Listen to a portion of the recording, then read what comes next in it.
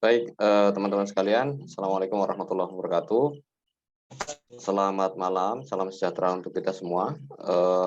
Kita ketemu lagi di Zoom yang fokusnya adalah untuk memahami bagaimana caranya kita belajar. Jadi sebelum sampai kepada inti pembahasan, saya ingin memberikan pengantar terlebih dahulu. Jadi awalnya ini kan ketika teman-teman belajar itu kan mengatakan bahwa saya itu berasal dari background pendidikan yang berbeda-beda.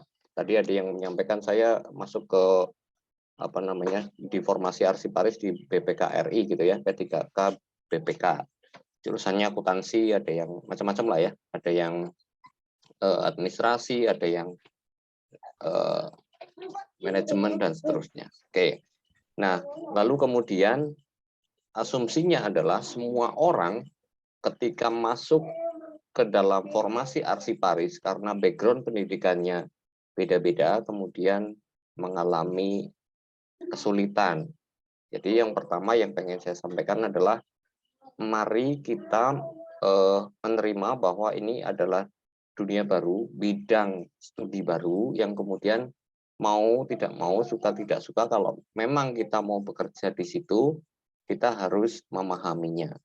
Artinya semua berangkat dari nol. Dan itu tidak masalah, sekali lagi itu tidak masalah. Karena apa? Karena memang peserta bimbel tahun lalu itu juga seperti itu.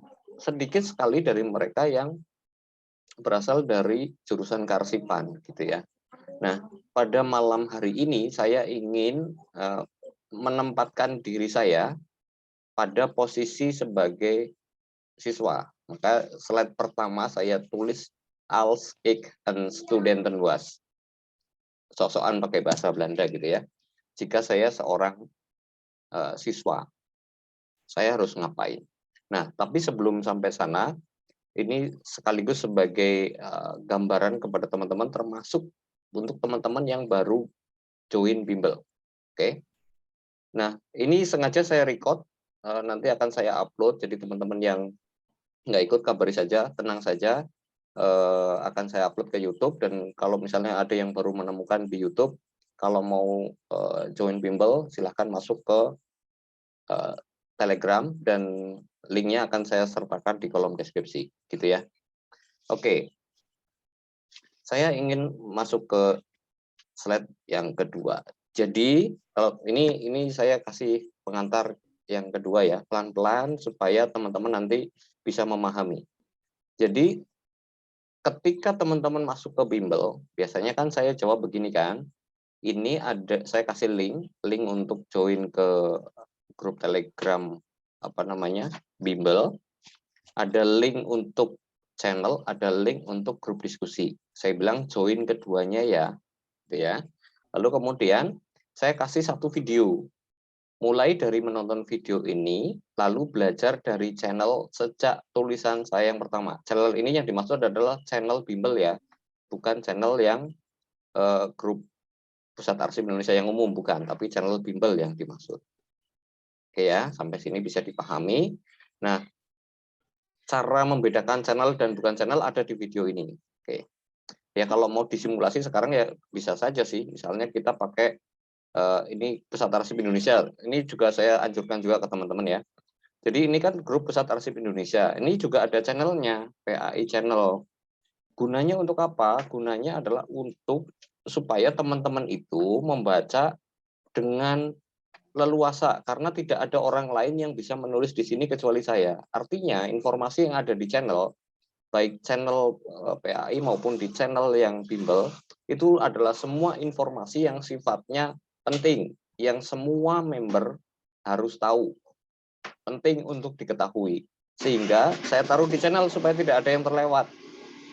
Jadi tidak ada alasan bahwa ada peserta atau ada member yang tidak tahu informasinya, karena semua sudah saya cantumkan di channel. Itu kenapa saya dari kemarin mengatakan yuk yang mau tahu silahkan join ke channel gini kan, saya sertakan supaya nanti teman-teman ngerti. Oke ya, saya lanjutkan ke slide.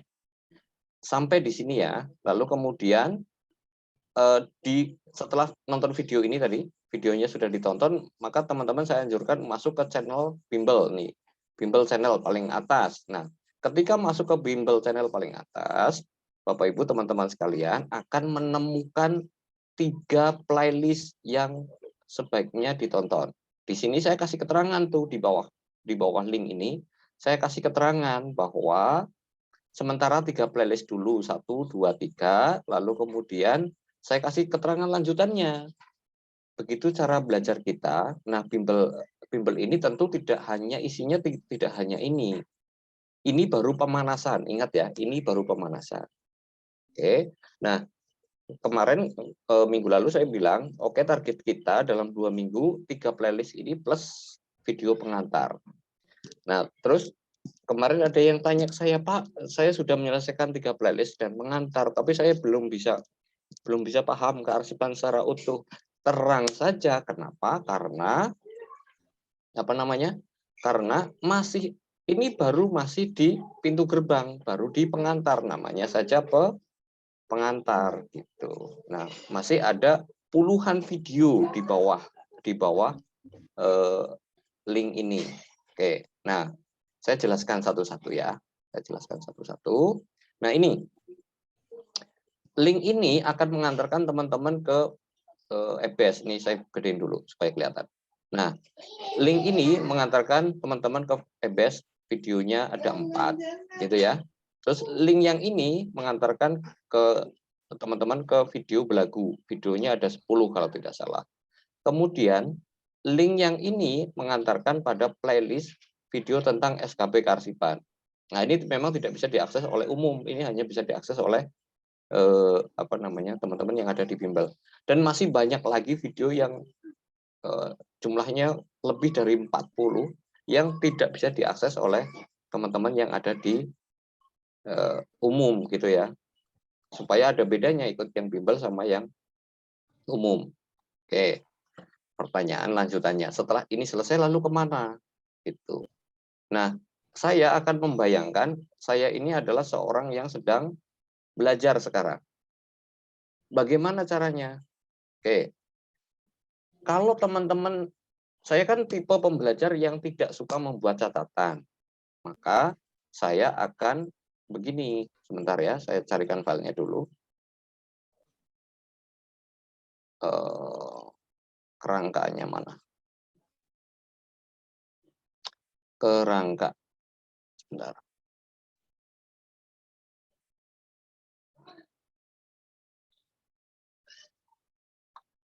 Saya masuk ke kerangka.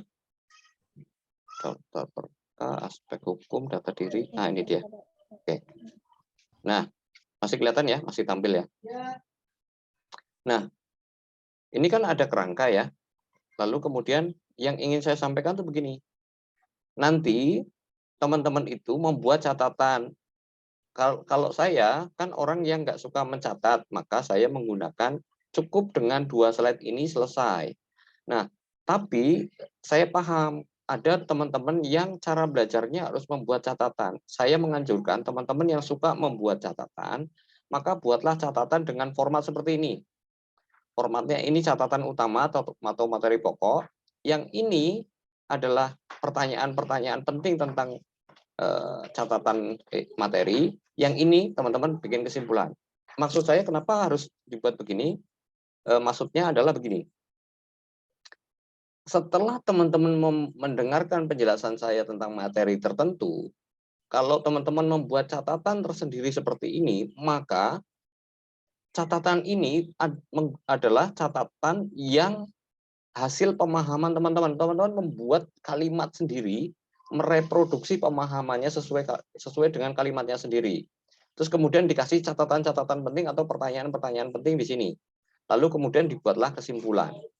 Nah, dengan seperti itu maka cara kerja otak kita itu ketika menyerap informasi menjadi lebih efisien. Jadi ketika sedang mendengarkan, teman-teman fokus kepada mendengarkan dan mencerna informasi. Setelah selesai mendengarkan semua penjelasannya, teman-teman kemudian membuat semacam resume di sini. Sehingga otak kita itu menangkap informasi satu persatu, tapi kemudian ditebalkan sekali lagi dengan cara menuliskan apa-apa yang dipahami dari materi yang sudah disampaikan. Gitu ya. Nah, itu penting untuk dilakukan untuk teman-teman yang hobi mencatat. Gitu ya. Nah, untuk teman-teman yang tidak hobi mencatat ya cukup gunakan 2 slide ini. Oke, kalau sampai sini belum jelas, saya lanjutkan supaya lebih terperinci. Bagaimana cara belajarnya sesungguhnya? Itulah ini inti materinya di sini. Inti materinya di sini. Inti materi jika saya seorang pembelajar. Saya kasih bocoran kepada teman-teman cara belajarnya itu begini. Ini saya membuat contoh kodifikasi catatan, atau kalau misalnya teman-teman yang suka mencatat ya, yang suka kalau misalnya teman-teman baca buku kan teman-teman akan memprediksi buku ini isinya apa saja sih, maka saya buatkan daftar isi contoh kodifikasi catatan itu gitu. Maksud saya nanti begini, saya membuat ada 4 bab, ini ada 4 bab nanti sampai bawah. Nah, bab 1 menjadi 1 jilid nih ya, itu isinya pengantar plus Undang-Undang 43 plus latihannya. Ya. Jadi setiap bab itu dimulai dari isi substansi materinya plus latihannya. Gunanya sekali lagi untuk menebalkan apa-apa yang sudah kita pahami. Gitu ya. Lalu kemudian yang kedua adalah pengelolaan arsip dinamis. Nah, pengelolaan arsip dinamis isinya ada instrumen kearsipan, pengurusan surat dan seterusnya. Kita lihat dari sini. Ini berarti yang video pertama ya, yang berisi tentang belagu tadi. Ini kan tadi video pertama isinya tentang belagu ya. Teman-teman ingat yang ini ya. Video pertama yang ini kan isinya tentang belagu, betul ya? Nah, berarti ini menjadi bab 1 di catatan teman-teman. Jadi bab 1. Bab 2 itu kita ambilkan dari sini. Nah, ini bab 2 nih. Pengelolaan arsip dinamis. Di dalam bab 2 ada subbahasan yang namanya instrumen kearsipan. Instrumen kearsipan itu nanti di dalamnya kan ada penjelasannya kan, isinya ada tata nada, klasifikasi dan seterusnya, itu isinya. Lalu kemudian ada isinya ada pencatatan surat. Ketika menerima surat gimana, ketika menangani surat keluar bagaimana. Lalu kemudian ada alih media, lalu kemudian ada pemberkasan, lalu kemudian ada penataan arsip inaktif dan seterusnya. Ini jadi bab 2. Ditutup dengan apa? Ditutup dengan latihan soal. Berarti sekarang teman-teman sudah punya ini 1 jilid, ini 1 jilid. Atau kalau teman-teman tidak suka mencatat, teman-teman tinggal ngeprint materi yang sudah saya sampaikan di channel tadi. Materinya teman-teman download, terus kemudian dijilid sesuai seperti ini. Jilidan 1 isinya ini, jilidan 2 isinya ini. Nah, jilidan yang ketiga isinya ini. Pengelolaan arsip statis didapat dari mana, Pak? Didapat dari sini. Nah, ini jadi bab 3. Adanya adalah akuisisi, pengolahan, preservasi, dan akses. Begitu ya. Saya kembali ke sini. Kemudian selalu ditutup dengan latihan soal. Nah, sampai sini mudah-mudahan teman-teman paham. Nah, tadi Pak ada 4. Oke, ada 4 tuh isinya gini. Jadi tidak hanya isinya ada pengantar, pengelolaan arsip dinamis, pengelolaan arsip statis, tidak. Ada pengayaannya. Ada arsip baris dan angka kreditnya, ada penyajian arsip dalam SIKN dan JIKN, ada pengawasan kearsipan dan seterusnya. Gitu ya. Materi pengayaan materinya ini. Ini jadi bab 4. Jadi atau jilidan keempat lah. Gitu ya. Jadi ada nanti teman-teman kalau misalnya yang suka ngeprint atau yang suka nyatet, berarti teman-teman akan punya 4 jilid print-printan atau 4 jenis catatan. Gitu ya. Nah, catatan itu masing-masing nanti teman-teman cocokkan dengan yang ini. Jadi kalau misalnya teman-teman lagi ngelihat akuisisi, pengolahan, preservasi, teman-teman tahu, oh ada di sini, ada di bab 3, gitu ya. Tinggal ini ditulisin sama teman-teman nih, bisa. Nih misalnya ditulis, ini bab 3, gitu ya. Bab 3. Ah, itu. Yang ini berarti, yang atasnya berarti bab 2 gitu ya. Dan seterusnya. Nah, saya balik lagi sampai sini. Oke, ini saya harus dihapus dulu ya. Dihapus terlebih dahulu. Mana tadi?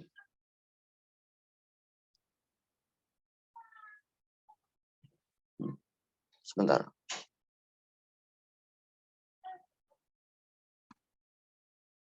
Annotate-nya.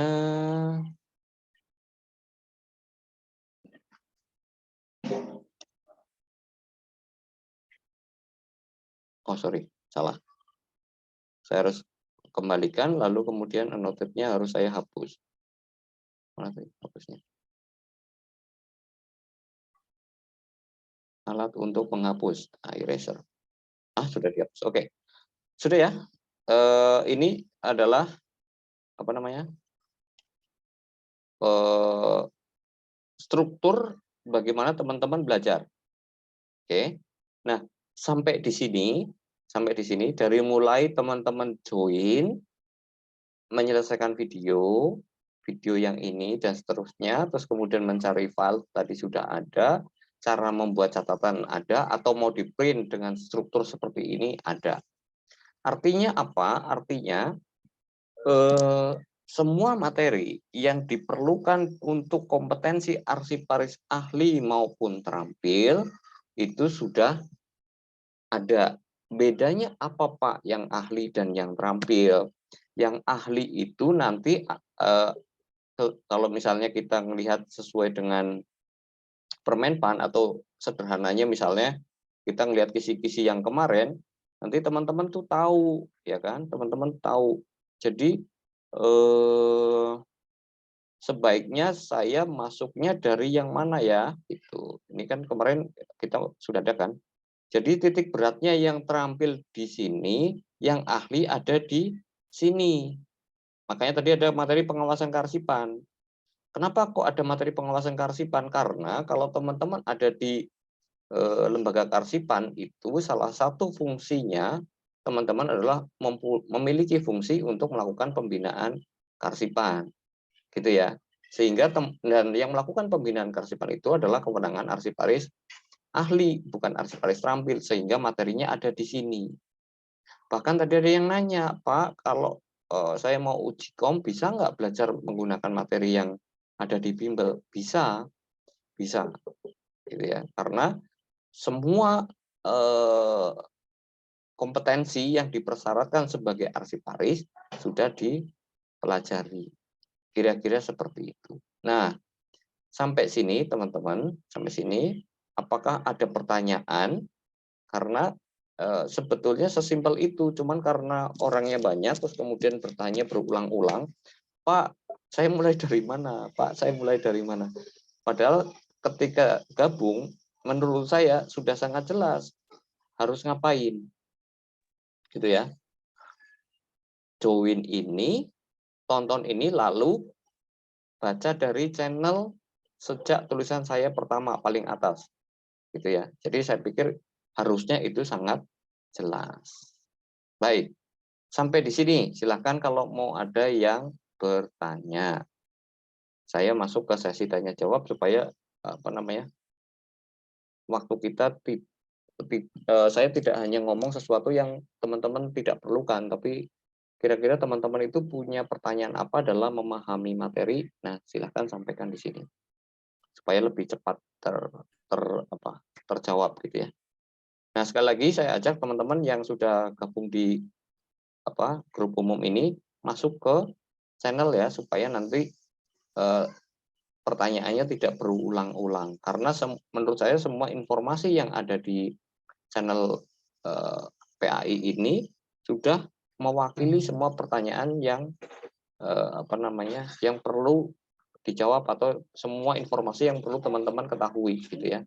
Bahkan ketika misalnya mau mau testimoni gitu ya, boleh mau testimoni tinggal dilihat ke atas. Ini sebenarnya Pak Satimin itu siapa sih? Memang tidak ada di sini ya kalau Pak Satimin itu siapa. Karena memang saya tidak pernah menunjukkan selama bikin video tidak pernah menunjukkan saya siapa. Karena menurut saya tidak terlalu penting. Hanya kemarin saya ketika ditanya Instagramnya apa segala macam, saya tahu arahnya mau kemana. Jadi terpaksa saya harus mengaku bahwa saya adalah arsiparis di ANRI. Saya masuk ANRI tahun 2008. Saya sekarang ada di pembinaan kearsipan. Artinya memang tugas saya hariannya adalah ya beginilah, ngajari tentang kearsipan sebagai pembina di bidang kearsipan gitu. Kira-kira seperti itu ya. Jadi kalau teman-teman tanya Pak Satim itu siapa sih gitu. Nah, oke. Ya, informasi yang belakangan tidak terlalu penting ya. Tapi kalau misalnya itu bagi teman-teman penting ya silahkan. Kalau mau ketemu saya silahkan ke Arsip Nasional di gedung C lantai 6 ya. Oke, gitu. Ada pertanyaan silahkan open mic atau melalui chat boleh. Silahkan teman-teman. Ada yang mau ditanyakan? Halo, assalamualaikum. Waalaikumsalam Pak, silakan. Ya, yang pertama sekali terima kasih atas waktunya kepada Pak Guru, Pak Satmin. Mudah-mudahan diberikan kesehatan selalu dan diberikan kesemangat untuk memberikan peluang kita untuk lolos. Mungkin ada beberapa yang saya mau tanyakan. Yang pertama, mohon izin, ini saya mendaftar di salah satu lembaga negara. Ya. Di situ mencantumkan di tahun ini untuk P3K ada seleksi kompetensi tambahan yang mewajibkan tatap muka. Mungkin bisa dikasih keterangan, maksudnya saya agak kurang paham karena di instansi juga tidak dijelaskan macam apa namanya penegasan tentang apa yang akan di seleksi kompetensi tambahannya ini. Mungkin ada pengalaman atau hal-hal yang selama ini karena saya terus terang untuk P3K ini baru mendaftar begitu. Terima kasih dan sebelumnya saya tambah lagi ya mudah-mudahan dengan jalan saya masuk di grup ini dengan cukup banyak materi yang disajikan ini bisa melengkapi khazanah keilmuan saya karena terus terang saya bukan di jurusan kearsipan. Jadi saya dari pendidikan. Jadi itu saja mungkin itu jawaban Pak Guru. Terima kasih atas waktunya. Baik, Pak Sur ya. Ya. Ya, baik Pak. Saya jawab sebelah. Jadi gini, kalau saya pakai contoh kasus saja ya. Tapi ini belum tentu itu yang diujikan. Kalau di Arsip Nasional itu disebutkan secara jelas kompetensi tambahannya untuk yang arsiparis ahli itu nanti diminta untuk membuat berkas. Sedangkan yang terampil itu diminta praktek pengurusan surat. Nah, itu yang kemudian nanti barangkali akan saya antisipasi, teman-teman nanti akan saya berikan, walaupun sudah ada sebenarnya materi pemberkasan, tapi biasanya itu begini.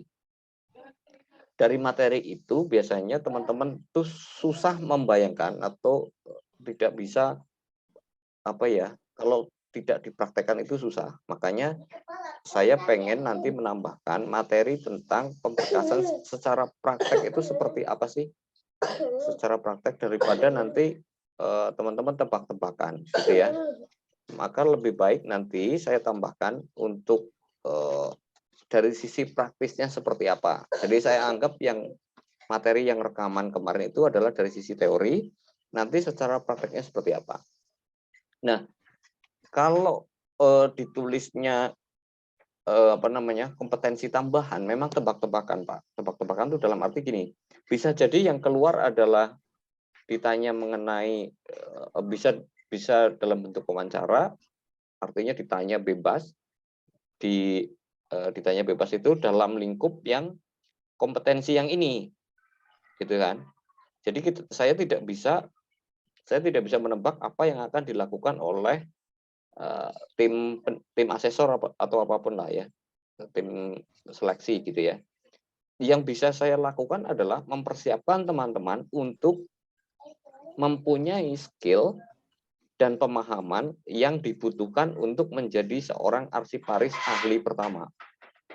Nah, itu juga yang saya sering sampaikan, mungkin nanti kalau teman-teman yang mendengarkan rekaman Zoom ya, ngikut bimbel itu ya, saya sering ngomong bahwa saya tidak mau tebak-tebakan apa, kecuali sudah jelas, kayak arsip nasional itu jelas menyebutkan. Kompetensi tambahan yang dimaksud adalah praktek pemberkasan. Nah, itu kalau itu clear, jadi saya bisa langsung kasih, oke, yang ini. Walaupun sudah ada materi pemberkasannya. Artinya untuk sebagian orang dengan melihat materinya bisa langsung praktek, tapi sebagian yang lain masih bingung. Nah, supaya tidak bingung, nanti akan saya kasih materi tersendiri, kita praktek pemberkasan. Gitu ya kira-kira Pak Surya. Kemudian Ya, bisa memberikan jawabannya. terima kasih banyak Pak. Ya, ini saya baca pertanyaan. Tanya di luar materi. Ingin tanya misalkan diundang untuk mengisi atau memberikan materi tentang kearsipan yang bersifat online, bisa nggak Pak? Ya bisa kalau terjadwal, atau kalau misalnya secara kedinasan ya silahkan bersurat ke Arsip Nasional. Gitu ya. Kalau misalnya bentuknya asosiasi ya bisa nanti kita bicarakan di luar. Oke. Saya masuk ke pertanyaan kedua. Untuk materi tes P3K tahun ini, apakah ada soal HOTS-nya? HOTS itu apa ya? Yang dimaksud dengan soal HOTS. Saya hanya bisa merespon begini. Sepemahaman saya, semua bidang kompetensi itu, soal itu diterbitkan oleh instansi yang membidangi. Contoh, kalau seleksinya kompetensi bidang kearsipan, maka yang bikin soal adalah Arsip Nasional. Soal yang dari Arsip Nasional ini kemudian dipul ke BKN, bentuknya bank soal dipul ke BKN, lalu nanti dari BKN diberikan kepada masing-masing titik lokasi untuk diacak, sehingga soalnya tidak bisa tebak-tebakan. Itu juga yang saya mengatakan tadi, siapa namanya ya, alumni tahun lalu, ketika lulus terus langsung, Pak boleh nggak saya ngasih FR? Saya bilang jangan. Kalau ngasih FR, nanti FR ke teman-teman bimbel maksudnya, nanti teman-teman bimbel malah berantakan konsentrasinya, malah jadi terganggu. Jangan, saya bilang. Oke ya, intinya adalah materi tes itu disusun oleh instansi pembinanya. Kalau perencana berarti oleh instansi yang membidangi perencanaan. Kalau Bapak Ibu sebagai analis kepegawaian, berarti soalnya disusun oleh BKN dan seterusnya, gitu ya, logikanya begitu. Oke, kalau pertanyaan ada soal yang HOTS, saya tidak paham HOTS itu maksudnya apa. Oke, saya masuk ke pertanyaan berikutnya. Setelah gabung grup bimbel, kita dapat PDF materi juga Pak? Iya, jadi tadi sesuai dengan slide yang ini, slide yang mana, yang ini, yang kedua nih. Jadi kenapa tadi saya bilang disuruh print, ya karena memang sudah dikasih videonya ada, file PDF-nya ada, gitu ya. Jadi teman-teman bisa tinggal langsung print. Dan file PDF-nya itu biasanya letaknya itu kalau nggak di atas ya di bawahnya video, gitu. Jadi tinggal cari. Nah tadi memang ada yang minta, Pak boleh nggak saya langsung minta materinya sekaligus? Saya berpikir gini, kalau saya kan gampang aja kalau mau ngasih kan, tinggal ini saya kasih aja sekaligus, beres toh, termasuk soal dan kuncinya.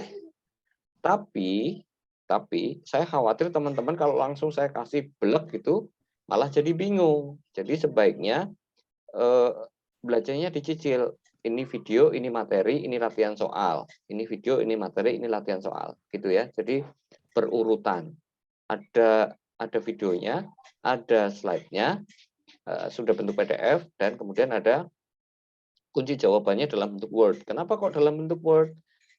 Jadi nanti kalau yang ngedownload di HP tidak menggunakan Word, nanti kunci jawabannya bisa jadi nggak kelihatan, gitu ya. Kalau menggunakan komputer kelihatan kunci jawabannya yang berwarna kuning, gitu ya.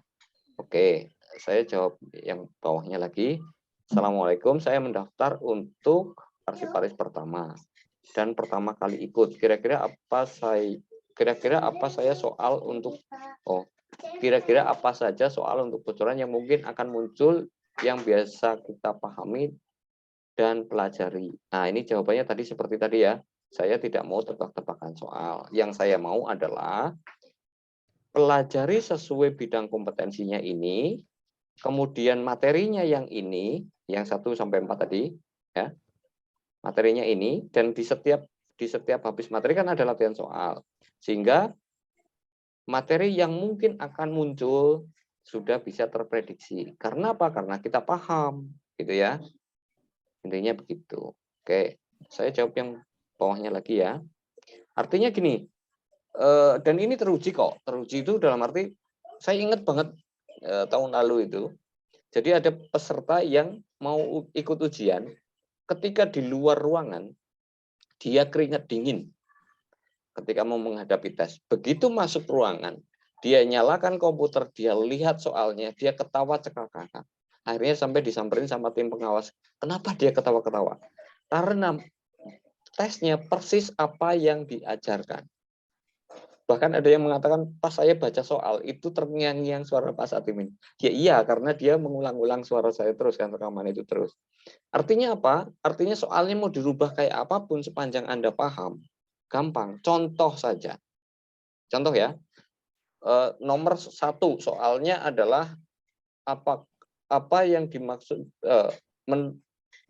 manakah di antara opsi di bawah yang merupakan pengertian arsip menurut Undang-Undang nomor 8 tentang dokumen perusahaan misalnya.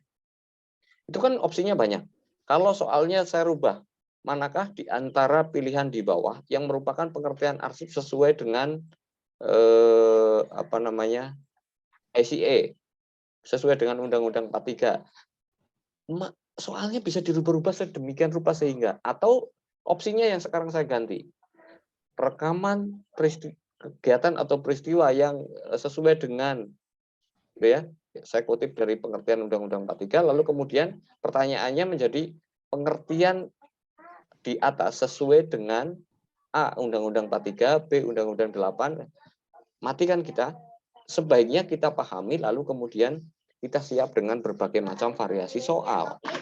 Daripada kita menebak-nebak soal apa saja yang akan muncul, karena soalnya pasti akan melingkupi semua bidang yang tadi kita sudah bahas.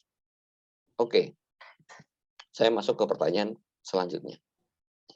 Di dalam urutan video yang sudah diberikan, itu kan terkadang ada link video lain yang Bapak berikan. Mohon arahannya,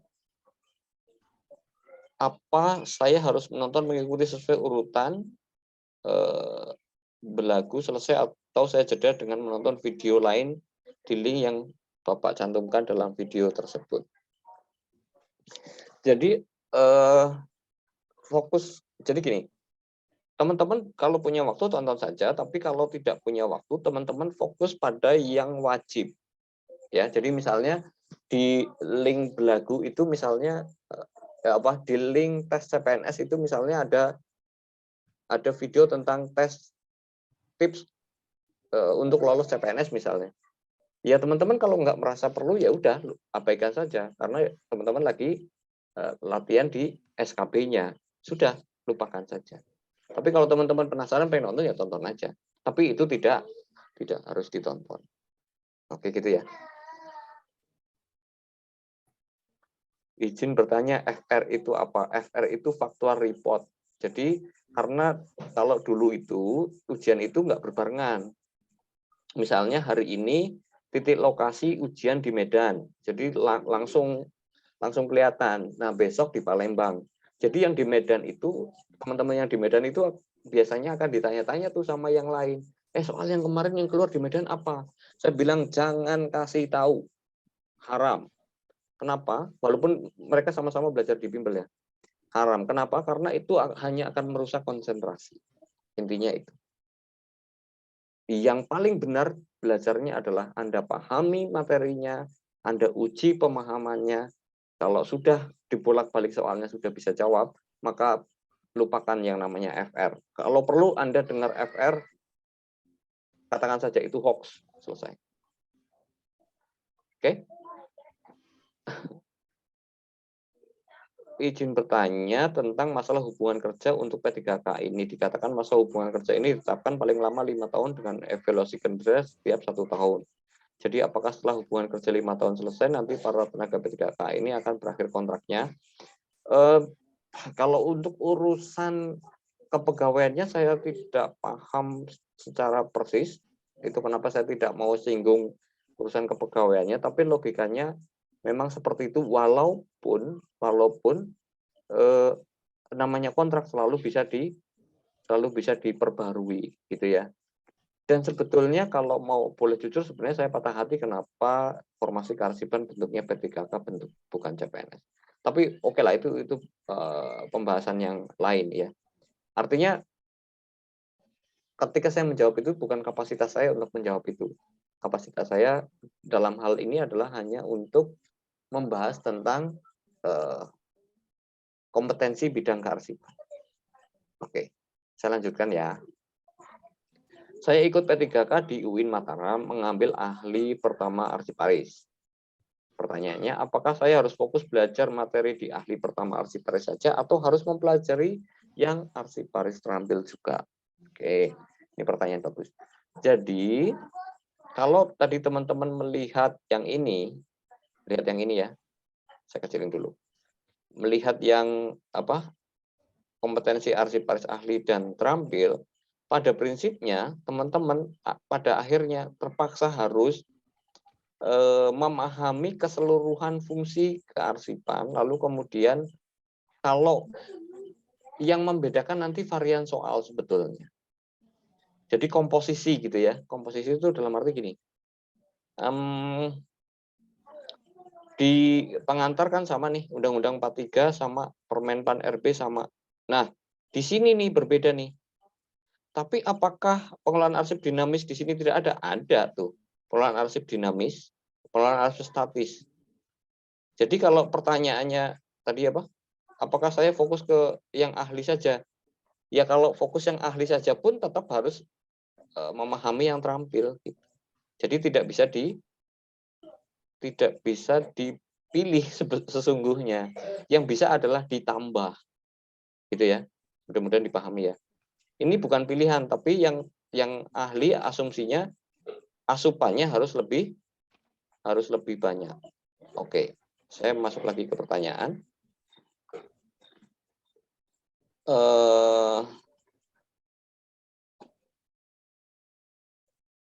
Tadi udah ya.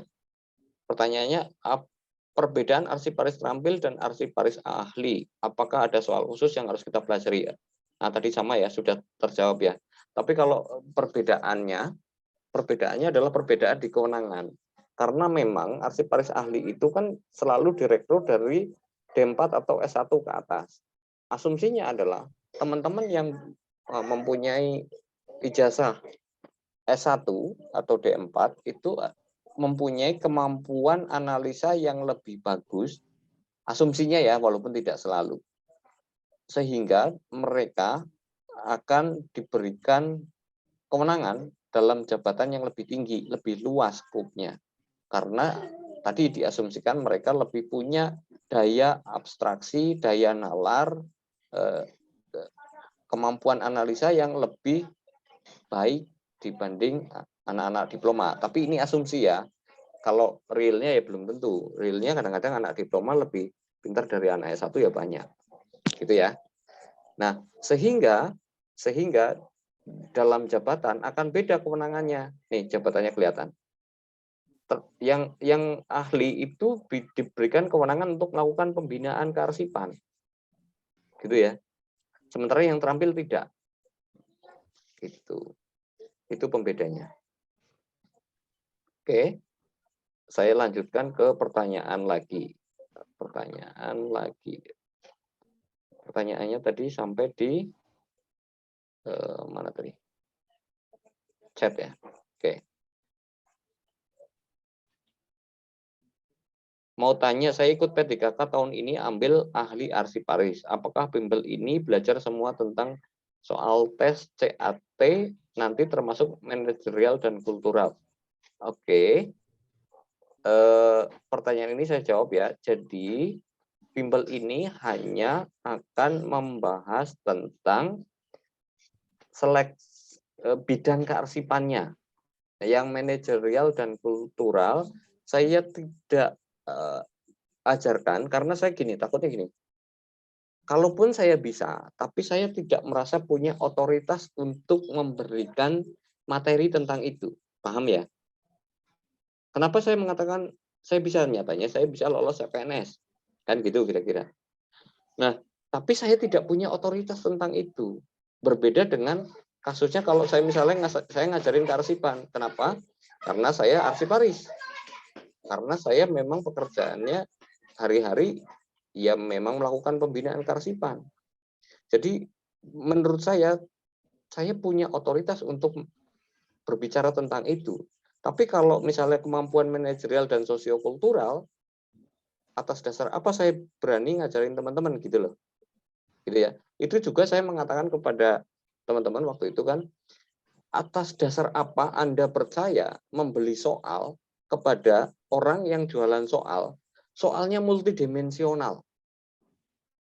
Apakah orang yang bikin soal ini punya otoritas untuk berbicara soal itu?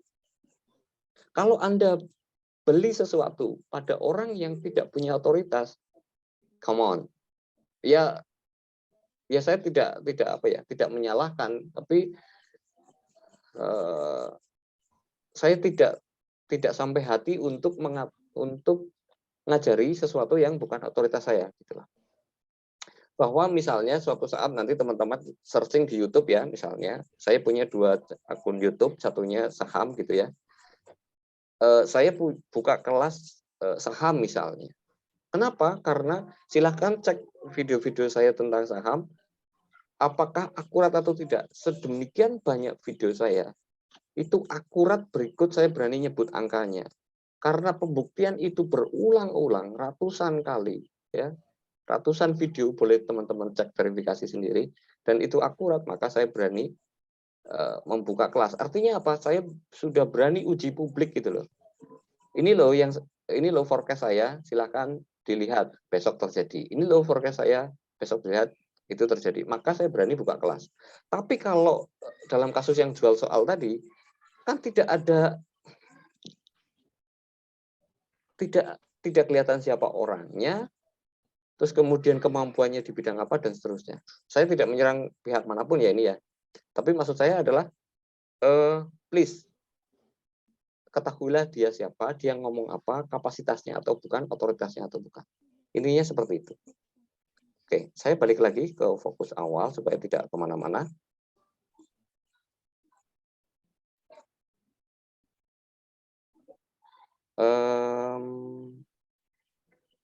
Mana tadi? Untuk metode pembelajaran yang bimbel, bila berkenan mohon diberi jadwal rutin. Karena saya baru ikut bimbel, misalnya minggu depan ngebahas tentang apa, atau enggak seminggu berapa kali Zoom, biar saya yang lain belajar terstruktur, terima kasih. Nah ini bagus ini pertanyaannya. Jadi, bimbel ini, seperti yang sudah disampaikan di video-video berikutnya, atau di Zoom-Zoom kemarin, itu saya sudah sampaikan, bimbel ini, teman-teman ketika masuk bimbel akan mendapatkan apa? 1, rekaman Zoom atau video yang saya buat secara tersendiri terpisah. Terus kemudian urutan materinya, mana tadi? Saya share screen belum ya? Urutan materinya seperti ini. Kan tadi minta terstruktur toh? Ini kurang struktur bagaimana? Ini sudah terstruktur seperti ini. Kalau teman-teman baca dari channel, dari atas, ini kan tadi saya cerita dari tadi itu untuk memberitahu ke teman-teman bahwa ini terstruktur. Ya, untuk memberitahu kepada teman-teman bahwa ini terstruktur, ini urutannya jelas. Bahkan ketika teman-teman mau ngeprint pun ini terstruktur. Oke, nah apa keunggulannya kalau rekaman? Teman-teman bisa fleksibel, tinggal ngikutin struktur pembelajarannya. Pak, tapi kalau seperti ini saya tidak bisa nanya dong. Bisa, apapun yang teman-teman tidak pahami, misalnya habis nonton video nomor berapa gitu ya, teman-teman tidak paham, teman-teman belajarnya jam 2 pagi. Teman-teman tinggal tulis pertanyaannya di grup, gitu kan? PAI Bimbel. Nah, tinggal teman-teman tulis di grup di sini. Pakai hashtag AS. Tanya, Pak, aduh maaf, Pak, saya tidak paham tentang apa itu akuisisi, misalnya ya. Contoh aja nih. Apa yang dimaksud dengan CRA misalnya. Gitu. Nanti saya jawab. Nah, kurang strukturnya di mana? Nah, silahkan kalau apa namanya, paham ya. Jadi nggak usah alasan, Pak, saya kan baru ikut bimbel, Pak, saya kan jurusan lain. Tidak masalah. Anda jurusan lain, baru lahir, nggak masalah. Nggak masalah. Sepanjang Anda bisa baca dan mau belajar, pasti bisa. Tinggal ikutin petunjuknya. Gitu ya. Oke, silakan. Kalau ada pertanyaan yang lain. Jadi ini tidak masalah. Jadi kalau ngomong terstruktur, justru saya sedang menyampaikan cara belajar supaya terstruktur. Supaya teman-teman belajarnya nggak berantakan. Gitu ceritanya. Oke. Apakah yang saya sampaikan kurang terstruktur? Silakan apa namanya, sampaikan kurang terstrukturnya di bagian mana sehingga saya bisa perbaiki dan teman-teman bisa paham. Oke, silakan.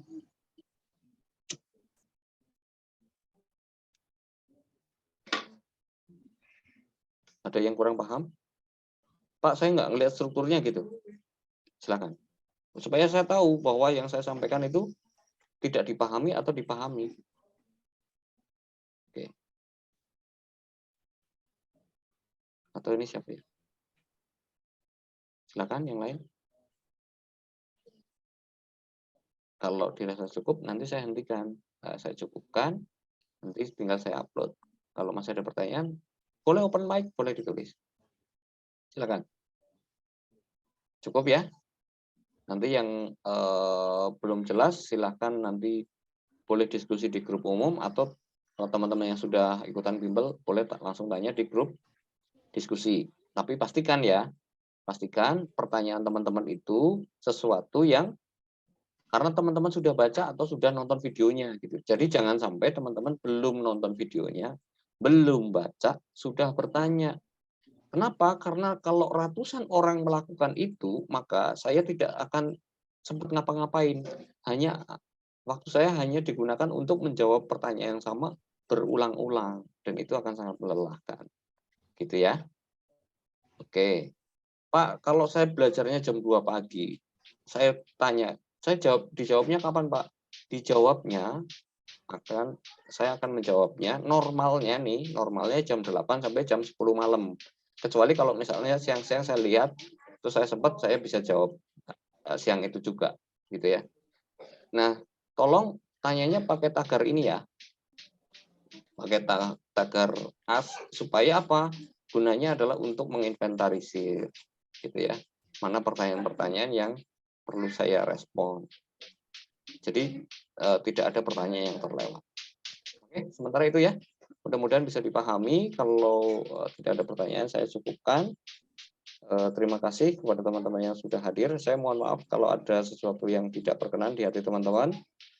Mudah-mudahan teman-teman diberikan kemudahan dalam belajar, dimudahkan kelancaran dalam mengerjakan soal, dan lolos seperti yang teman-teman niatkan atau cita-citakan. Saya akhiri. Terima kasih sudah hadir. Wassalamualaikum warahmatullahi wabarakatuh.